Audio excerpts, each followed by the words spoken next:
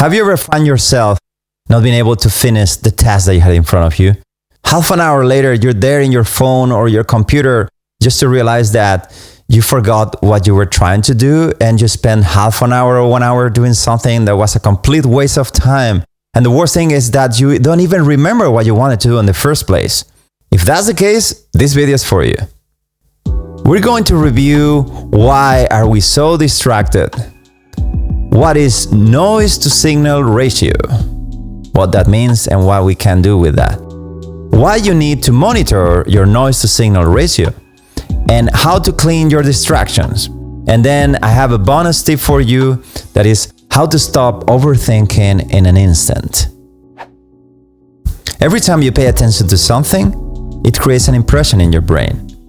And your brain will take it as a challenge and it will try to build information around it until it will figure it out. Imagine you wake up in the morning, you pick up your phone, and then there's all this flow of information calling your attention. And then you try to get your clothes, but your pants are stained and you don't have time to wash them, so just pick something else. You go for breakfast, you realize yesterday you forgot to buy something and you need to improvise with that too. You go out of your place and there is a neighbor who doesn't say good morning. And then after that, you keep on checking all the to-do lists you need to do on the given day. Just to realize that besides all these little things you need to take care of, you just forgot something. And you don't know what it is, but it's something important. And then after that, maybe a friend messages you like, hey, there is the birthday of this friend, you need to buy the gift.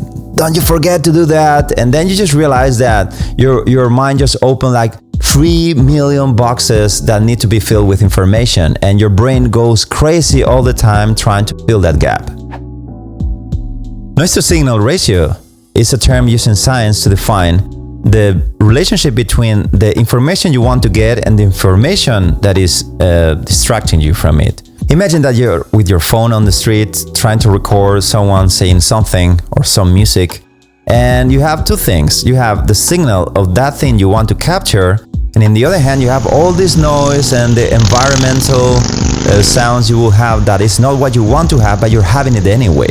So that is the relationship between signal and the noise. A higher noise to signal ratio, it will mean that you have a lot of pollution. It will mean that you cannot clearly hear the voice in the recording in your phone. A lower noise to signal ratio will mean exactly the opposite. Will mean that you actually got very clear the voice or the thing you intended to know or to focus your attention on, and the noise is really not there. It's not really interfering.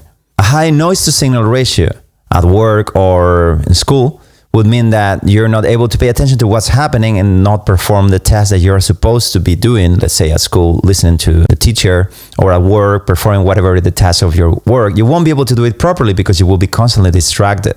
A high noise to signal ratio at home would mean, imagine you get from work home and you have all these things you want to do, go to the gym or learning something or other things you really are interested, like hobbies probably. You just find yourself on the couch just checking on Netflix or your phone, social media. And after a few hours, you're so drained you cannot do anything at all. Your relationship will mean that you are so distracted by the things happening in your life that when people are talking to you, you don't listen. So people will be very frustrated with you and you will be very frustrated because you just don't understand what people are talking about and you don't care. That will definitely deteriorate your relationship with your friends and family. Having a high noise to signal ratio will also mean that you cannot properly rest at night.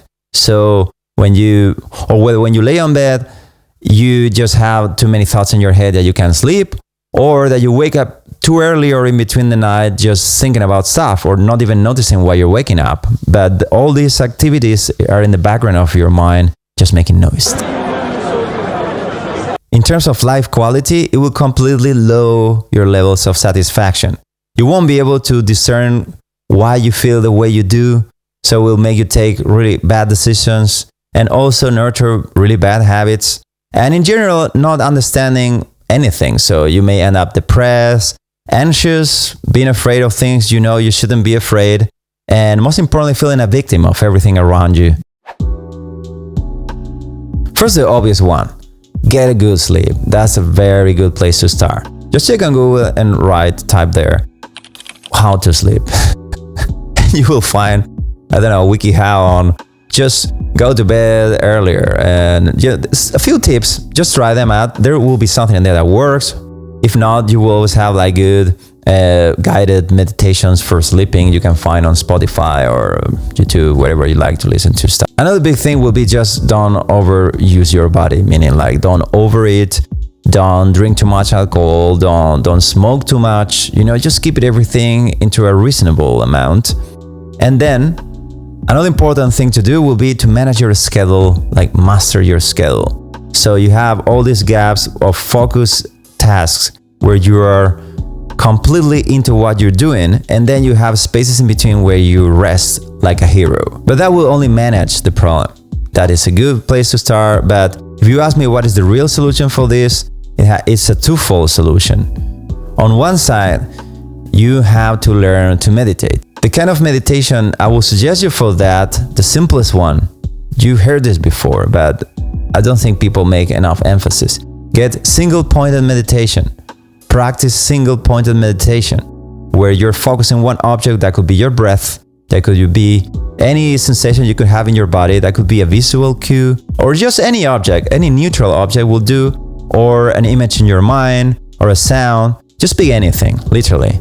And then your mind will rebel and try not to do it. And that's exactly where the gain is. The success in here, in this stage we're talking about, is not that you really sustain the concentration for a very too long stretch. That's not going to happen in the beginning. Forget it. The possible thing to do is to release distraction. So every time you focus on an object, let's say your breath, you close your eyes, you sit, you check on your breath, and you're gonna notice after a few seconds that thoughts come about anything else. Well, all that thoughts are unnecessary. So just tell your mind to shut up. But in a nice way, don't force it. Just say, okay, nice, thank you for bringing out this thought about something else. Yeah, it's very important, I will address it later. Right now, I'm just gonna take 5 minutes and just go back to watch your breath.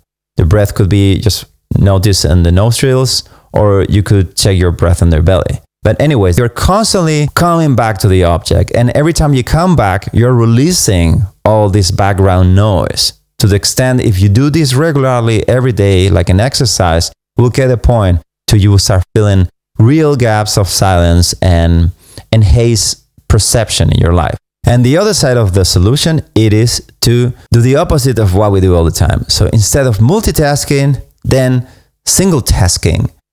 Whenever you're walking, you're walking. Whenever you're talking to someone, you're talking to someone. Whenever you're resting, you're resting. You're not checking your phone while you're resting. That's not resting. That's checking your phone. And whenever you're making the dishes, then you're just making the dishes. You're cooking, you're only cooking. You're in the shower, you're only in the shower. You get what I mean? This done regularly will consistently and profoundly clean up all the mess in the back of your mind of little things here and there, and you will learn to manage your mind without being aggressive to yourself. Because if you force, it's just not going to work. You need to do it in this way. It's more like a release of activities that become very apparent that are useless, especially the voices in your head that are talking all the time about things you didn't ask for. Are you ready for a little experiment? I want you to really focus on this one. For the next moment, just a few seconds, don't worry, it's not going to be long, but I want you to focus completely as if your life would depend on it. So close your eyes and listen to any sound around you.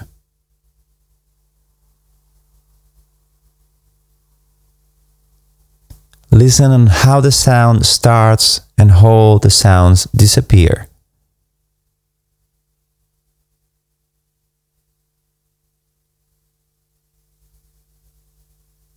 Make it as intense as possible, as if listening would mean saving your life.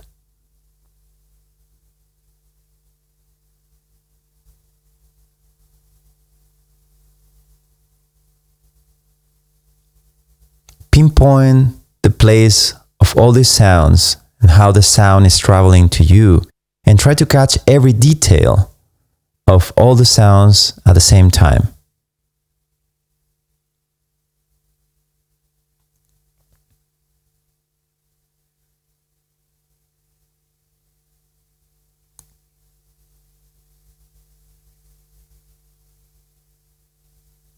Okay, now relax.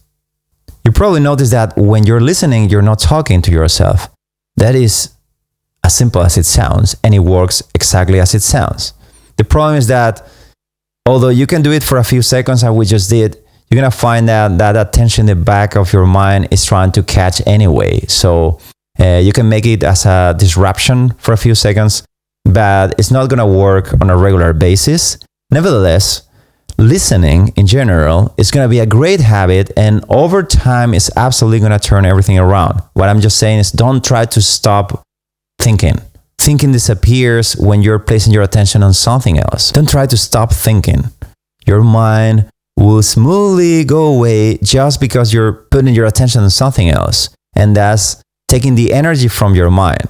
So if at this point you're overthinking, you think that your mind is too full with a lot of things and you have zero control over it, then do this softly and gently over time. If you do very aggressively, as we just did, that's just going to be it for a little bit. After that, the sense of silence will become tense and you will find yourself straining, which is and unable to stop thinking anyway. So I don't want you to feel like that. So take it easy.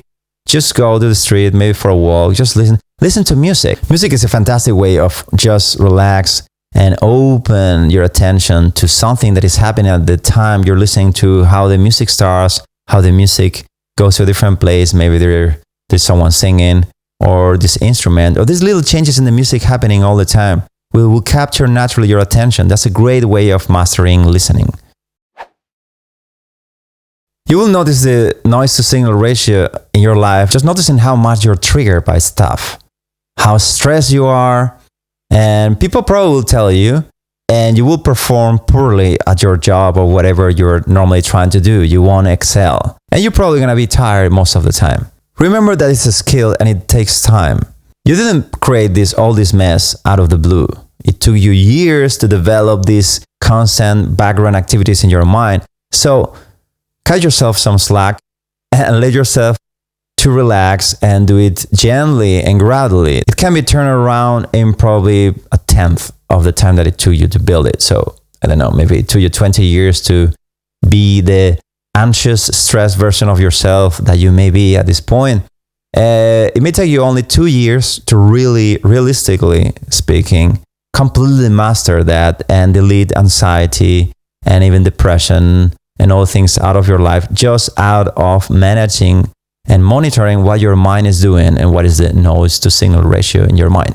If you take it easy, but you actually practice it regularly, you will find yourself that everything is just falling into place. Your life is working. You find the motivation, you find the energy, you're excited about what you want to do, and things just seem to flow. So the important thing is to ultimately, you are the only person who can free you. So don't think that there is an object outside of yourself that is going to solve this problem. It's you. It's your attention. And the only way of managing your attention is by deliberately making the intention of freeing all these background task activities that are creating noise in your life and are making your life a mess. A very important factor in all this is to realize that all these little sounds in the back of your mind, all this noise, is actually ruining your life in general. So they are not little noises. They are actually a huge noise. So please do something about it and start meditating today. By releasing all this stress and background mental activity, you will find yourself in a position where you can easily appreciate everything in your life. You can see beauty and you can nurture relationships that bring you a lot of happiness.